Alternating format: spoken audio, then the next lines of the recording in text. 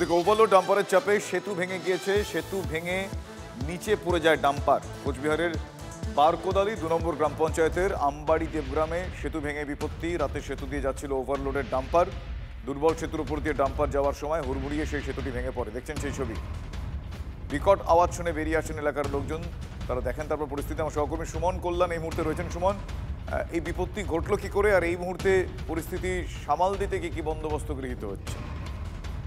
দেখো, গ্রামবাসীদের দীর্ঘদিনের অভিযোগ যে সেতুটি দুর্বল, অথচ প্রশাসনের পক্ষ থেকে কিন্তু এই সেতুটির উপর দিয়ে ভারী যানবাহন চলাচল দিয়ে আটকানো তার কিন্তু কোনো ব্যবস্থা নেওয়া হয়নি, এবং সেই কারণেই এই সেতুটি ভেঙে পড়ে। দিনের বেলা তেমন ভাবে ডাম্পার গুলো যায় না, কিন্তু রাতের অন্ধকার হলেই বিভিন্ন ডাম্পার যেগুলো বিভিন্ন কাজে রাতে কাজ করে সেইগুলো কিন্তু এর উপর দিয়ে যায়, এমনটাই অভিযোগ করেছে।